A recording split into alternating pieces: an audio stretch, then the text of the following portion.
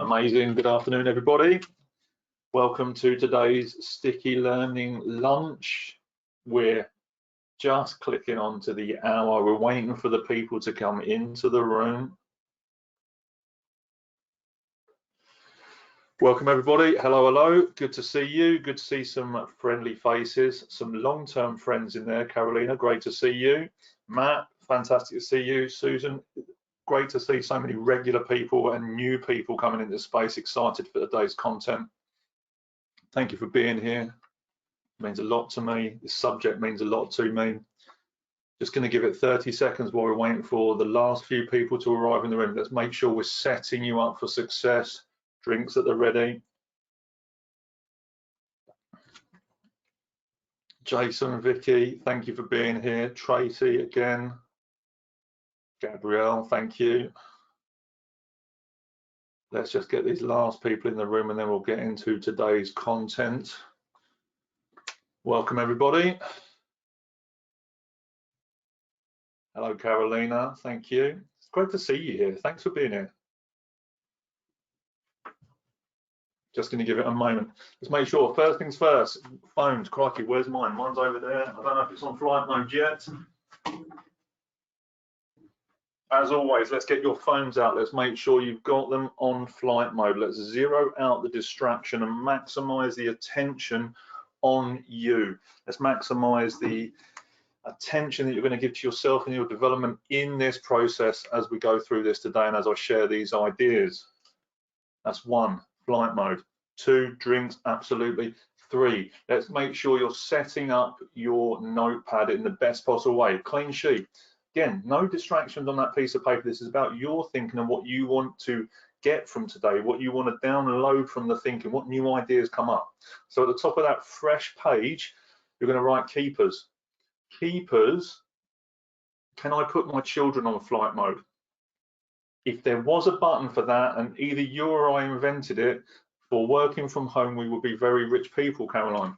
So let's make sure you've got that clean page, fresh. At the top, you're going to write keepers, and keepers are the things you want to keep hold of, the place where you want to put the new ideas and thoughts that are coming up that you want to remind yourself of and reinvigorate when you look back through your notes later on. So the objective of today and the objective of that is to write more than 3 things that you want to take away from today. So pens, paper out there ready to take this information on.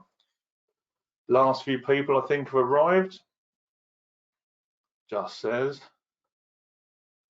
Great crowd in today. Great to see you all. It's amazing. I just remembered to take it off. Share screen. Let's get into today. So what are we covering this week? Back step.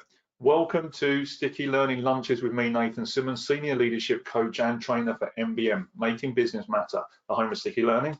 And we are the leadership, development and soft skills provider to the grocery and manufacturing industry. The idea of these lunchtime learnings, these micro sessions, is to help you upgrade that thinking, help you be the best version of you right now in this current moment when you're working from home, and also preparing you for that return to work that we have no idea is when it's coming due to the confusion of yesterday. But this isn't a politics discussion. Today's session is all about the I in mind. So mind is a 4-stage process that I have designed through my coaching techniques and coaching ideas to help leaders have more robust conversations with the people in their teams that may be experiencing mental health challenges. It's to help encourage those leaders actually have the conversation, because it doesn't really matter whether people have got qualified as coaches, as mental health first aiders or practitioners. If your leaders are nervous or you're nervous about having that conversation with that individual, doesn't matter what tools you've got, you're still going to feel a reticence to go and do that, and you'll get nervous. And huge sways and huge percentages of leaders currently are nervous about having that conversation because they believe they're going to say the wrong thing, or they're going to get it so wrong it's going to cause more damage. In the majority, by saying nothing actually causes the most amount of damage. By making people feel like that you don't care or you're not thinking about them just compounds the issue. You can say anything to anybody as long as it's done with absolute love and respect and humanity. So as a leader, being a leader is all about being humane. It's about being human. It's about being emotional. And it's about bringing that to the table when you're having these honest conversations with people. As long as you're doing it, again, like I say, with that love and respect, you can have that conversation. You can work with them to help them find their way through.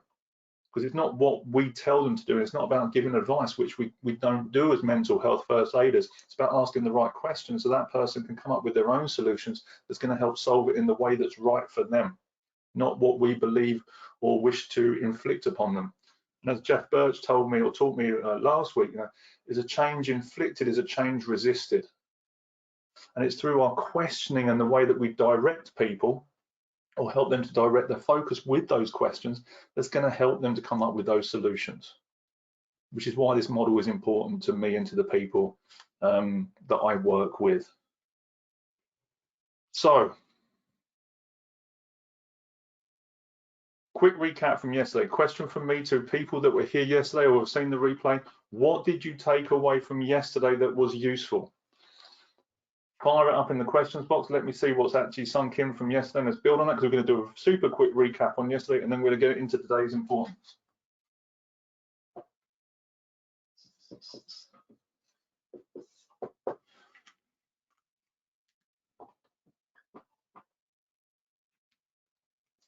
Four F's model, good. Brain shifting, absolutely. How someone thinking may change when it's in a crisis, absolutely. Brain shuts down. Ownership and getting them to feel safe enough to talk, absolutely. Brain is a validation machine. Questioning and signposting, huge. Guys, thank you very much for taking this on board. A quick recap. Mind, it is mindset, tell I. The mind is the model. Mindset starts with yours and theirs. It's not all about them, it's all about you as a collaboration about making things work. Number two is, yes, the mechanics of the brain and how it's actually working against us and playing tricks on us, but it's doing that based on 200,000 years of evolution to keep you safe and alive so that you can procreate and continue the species moving forward. We just have to understand that part of our brain, which it thinks is doing us a favor, is actually holding us back from progressing or keeping us stuck in certain protective loops that we've learned in traumatic or crisis-like situations. The way to help shift out of that is asking questions. You want better answers, you ask better questions. Whatever question you put in, your brain will create an answer or a response based on what you put in. The equation that I use for this is HQI equals HQO. High quality inputs equal high quality outputs. Write that down if you need to. HQI equals HQO. How do we want to shift this then? When we get into importance, what is importance? He says.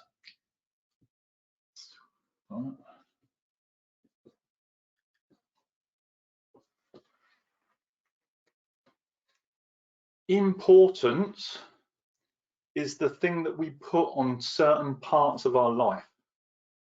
The importance that we put on things raises that up in our priorities or our scheduling.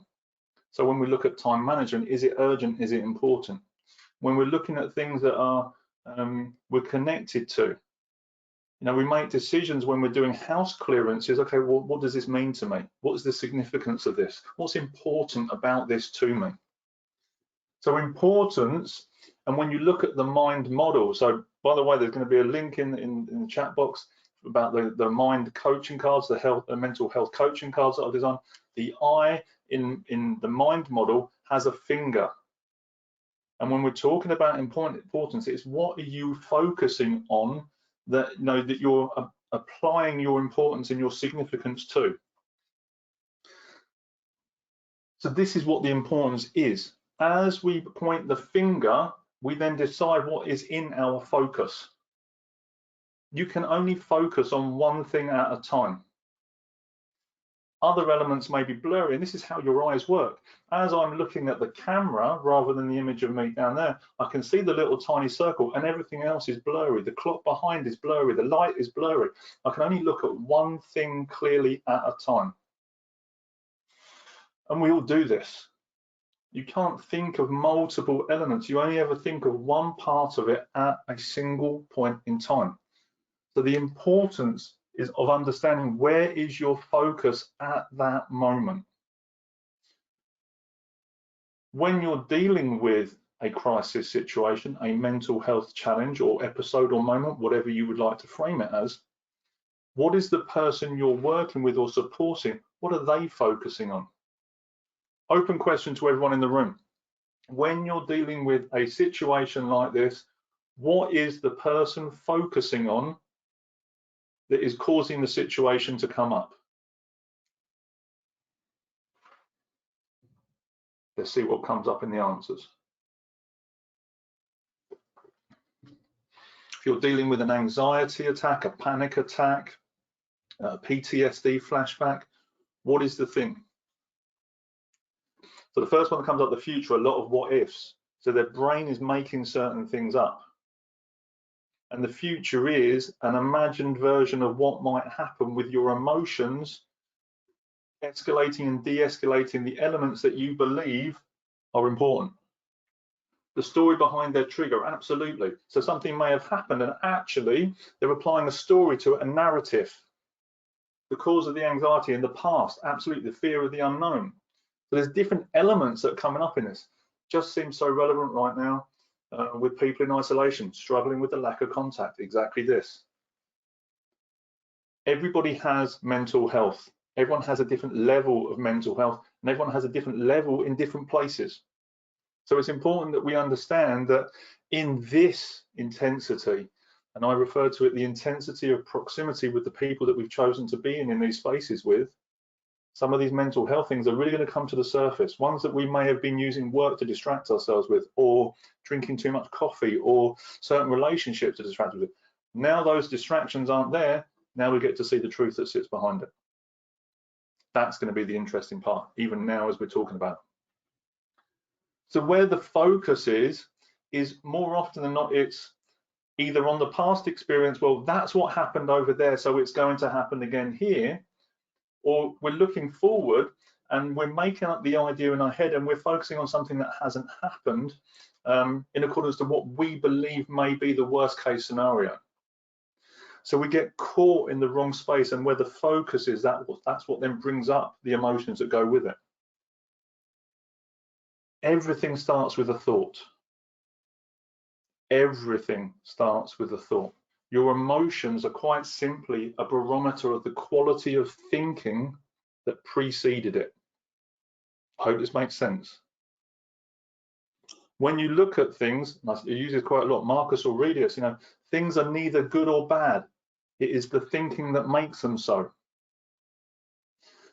But based on this previous experience, based on what we've been taught or indoctrinated with, we will look at that situation and go, oh, maybe Uncle Albert in 1757 had this problem, and because of that, we now believe as a family that actually this will happen when we go for job interviews. But we do it because it's a safety mechanism maybe from previously that's causing us to be frustrated there. We're going into new territory, we don't know what the outcome might be, and we start to worry about the wrong focuses and wrong elements. Therefore, the emotions start to come up. So when we understand the importance of where that is, it's then understanding, so where do we want to be, the importance of focus, how do we redirect that? Funnily enough, by asking questions. You'll see how some of this layers nicely. When someone is in that moment, when someone is fixed on that point, prime example, someone's going for a job interview and they're getting really anxious and they're getting really worked up and the heart rate's going and they're like, they don't know what to think, they're worried they might make a fool of themselves, they're nervous, it's really important to them, and they're going through these struggles and strains. The focus is actually at that point going into the mistake they think they're going to make in the interview, the lack of preparation that they believe they've made, or that someone else may critique them on, that they are worried about, that people might think more, that they think more of themselves, or they're above their station for applying for the job. So they're constantly focusing on all these elements And it's all about me, me, me. It's all about what I think people think of me. And I'm just using this one as an example. But then when dealing with this person, and this is a true event for me, I even ask the question, so what are you currently focusing on? I'm focusing on this, this, and this, and this, and this. Okay. So shift that focus quite literally. Think about all the things that you've done to prepare for this. What have you done to prepare for it? Well, I did this, this, and this, and this. Oh, okay. What experience have you got in this job role? Well, this, this, and this, and this. Okay. And what have you learned along the way? Well, I learned this, this, and this, and this. And what are those people looking for? What people that can do that?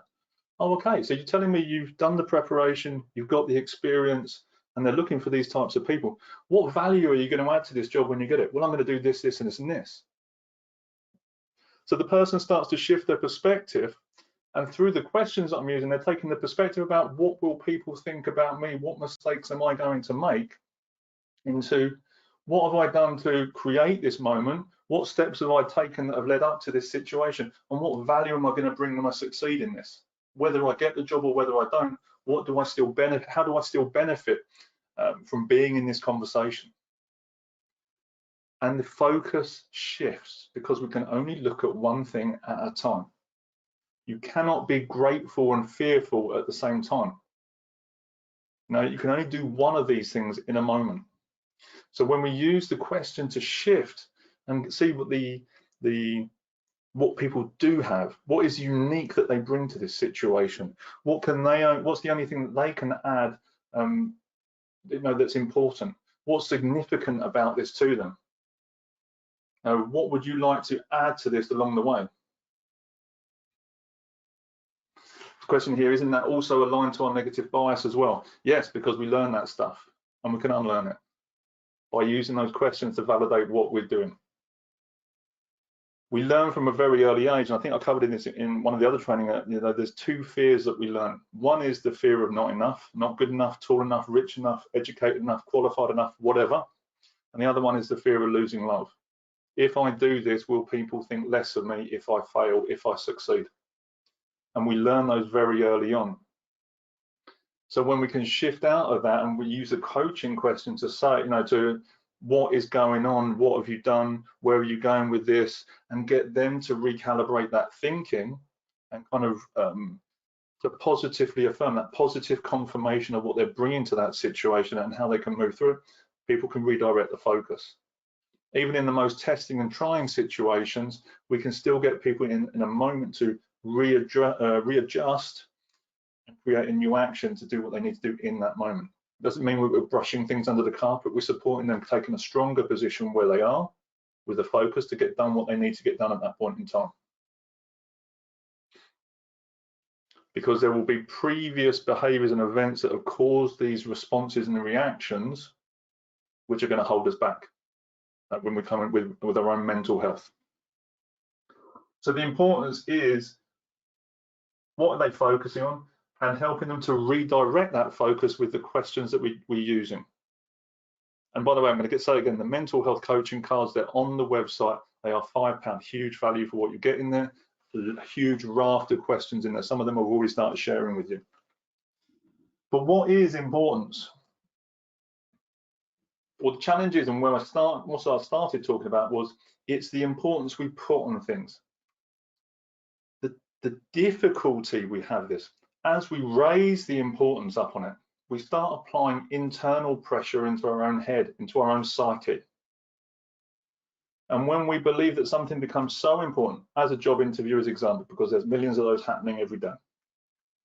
This job is all important to me. It's all encompassing to me. I cannot think of anything else. If I don't get this job, people are going to think I'm an idiot. I won't be able to pay my credit card bill. I won't be able to do that if I get the job. But yeah, if I get the job, people are going to think this of me, and then I'm going to struggle to keep up with the other people in the department, and I won't know what they know. And we start getting ourselves caught up in these loops. But the importance level goes up, and so does the pressure level. So as we put more importance on something and we raise that pressure, we start to create a kind of a positioning, a tension. And when we start putting that pressure on, whether it's quantum, Newtonian, astro, whatever, the moment that you apply pressure, you create an opposing force. that opposing force psychologically is that importance that we're applying to it, then gives us something to push against. And it starts to become difficult and obtrusive, because there's always that thing that's pushing against us, rather than relaxing into it and being firm in our mental position, our physical position, and going, okay, well, I've done this, I'm doing this, I'm working with this, okay, I've got these great experiences, this is how I'm going to approach it. And you know what? Even if I don't get the job, this is how I'm going to move forward. This is the next step I need to take. Okay, I can get the reflections from there, the benefits from there, and then I can do that with it.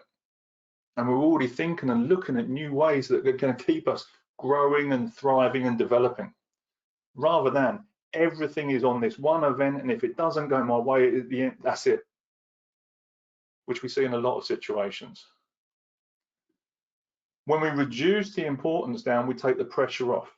We're not saying that it isn't necessary or there is a significance to it. We just take the pressure down so that we're not applying that, which creates the opposing the opposing exertion. Hope this is useful and making sense.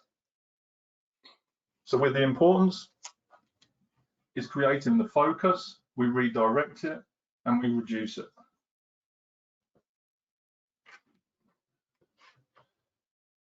What's been useful from today? Crikey, it's 22 minutes, 20, and I'm on the nose for time, 20 minutes.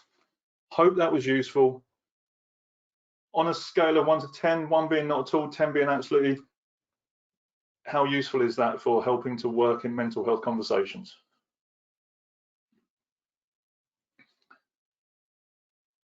A couple of 10s coming in, good, thank you, really appreciate it. It's a very different way of looking at when we understand how people are thinking, how people are focusing, and where they're putting their importance, and the pressure that they start to build up in their head as a result of where they're looking. Depending on where you look at something depends on what you see. And the redirection effect on the focus, absolutely. Where can I find yesterday's video, as I was on annual leave and couldn't get it online? Adam, absolutely, we can sort that out for you right now for yesterday's video. Focus and redirection is good, absolutely. What questions have you got for me now? We've got a little bit of time to play with, more than normal. What questions have you got for me right now to help you strengthen those questions that you've got? A couple of people asking for yesterday's video.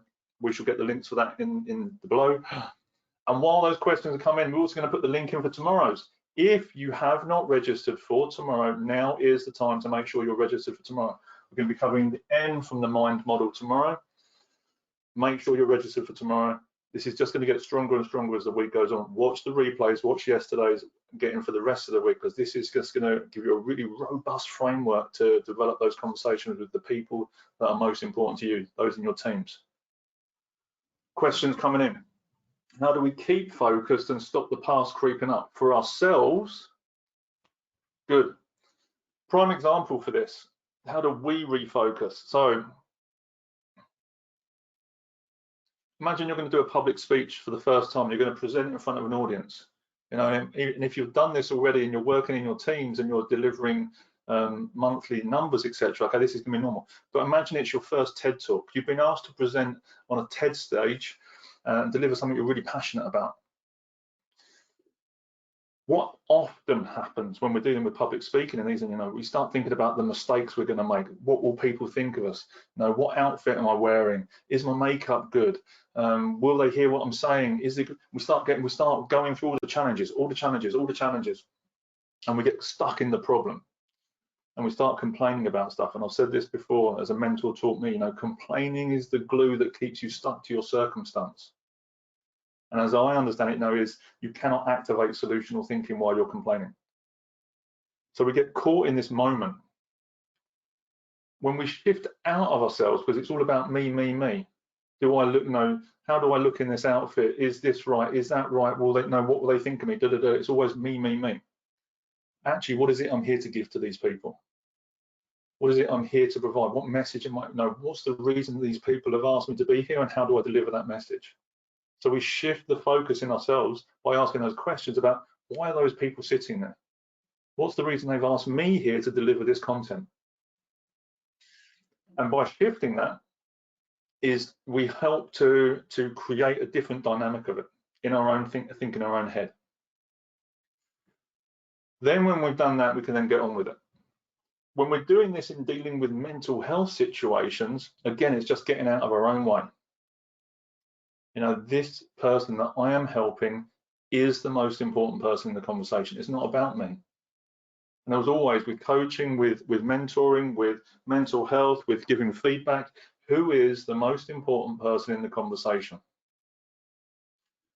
And when we remind ourselves of that, we take the focus off of ourselves, put it onto the other person, because they are the most important person in the conversation. Who do I want to be in relation to this person? I want to be the person that's going to help them make the next best move. I want to be the person that's going to provide them the piece of information they need in order to develop and grow. Robert Ingersoll, one of my favorite quotes, "We rise by lifting others." But if I'm always worried about what people are going to think about me, I'm going to be crushed under the weight of their opinion, the good opinion of other people, goop, as a mentor, again, the same mentor taught me before, will get crushed under the weight of that, rather than thinking about how I can then climb up, pull people up and elevate and so on and so forth. How do you make leaders aware of that? That they don't do that? By repetition. Just because when I share, in the nicest possible way, I share uncommon things in uncommon ways, and people go, oh, because there's a shift in psychology, they can see why they ask certain questions or why they approach certain things because of the stuff that I've learned. Not everyone's had these experiences, and it's the same for all of us. Is we have no right to tell someone else what to do. The only thing we can do is two things: be the example and be the invitation. So we do what we do by example, by osmosis, by delivering the best possible viewpoint, an example. Now, and we still catch ourselves when we make mistakes, but holding our hands up to say, you know what, I didn't go the right best route on it, I want to improve that. When we turn up and we show these behaviors and we let other people see that, it then encourages them to shine and be in their full potential. But we have no right to tell anyone what to do. If they don't want to do it, it's up to them. If it's detrimental to the business, to the brand, to the reputation, that is a different conversation, one to be facilitated by HR, leaders, whatever. When we want to do it as leaders, though, we have to show. And I give a horrendous example where a group of, I believe horrendous, a group of freshly qualified mental health first aiders, and I get called by a team leader and says, I spoke to so-and-so, who is the mental first aider, and they told me to come and see you because they were too busy because they were going into a meeting. In that example, who is the most important person in the conversation?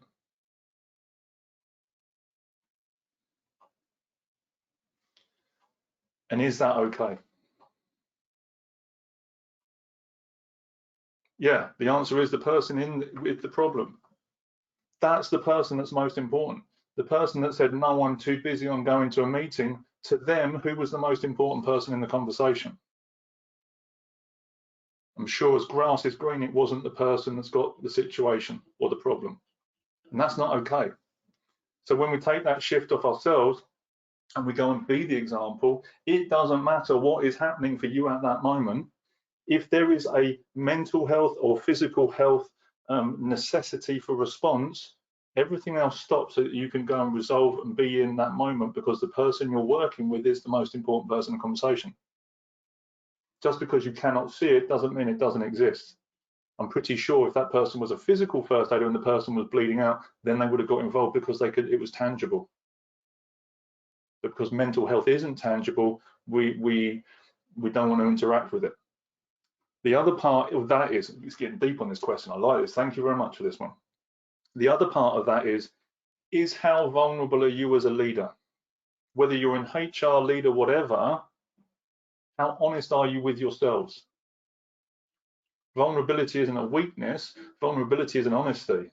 Vulnerability is the capacity to be open, to be wounded, is one of the dictionary definitions of it. Doesn't mean that you're weak. Now, in order to be vulnerable, it means you need to do your own healing, you need to do your own reconciliations in order to be able to help other people. Gabor Mate refers to the wounded healer. You know, you cannot be a healer, you cannot be a practitioner in these spaces unless you've healed your own wounds. Because all you'll do is you're just going to, you're just going to cover everyone else in your blood and cause more problems. And it's the same with leadership. Right now, we have a crisis of leadership for varying different reasons, and we have a lot of wounded leaders that are in positions of power in organizations, countries, geographical, whatever, that haven't reconciled and dealt with their own pains and their own challenges and their own traumas, and then just inflicting that on other people. So you may find in some of those leaders that aren't necessarily wanting to do it themselves, it's because they in turn doing that, they have to face up into themselves of that fear potentially of going and processing some of this stuff that's happened to them. And as I said yesterday, trauma is relative to every individual. Crikey, that went in. Thank you. What other questions have you got? You know what, if there's anything else, let's bring them now, because this is important stuff. Any other questions right now for me regarding the I and mindset around working with leaders in mental health conversations? If not, I'm good. You've got your link for tomorrow's session. Please make sure you are registered for tomorrow. We're going to continue this momentum of thinking and development. If you haven't got a copy of the mental health coaching cards, they are available on our website to purchase now.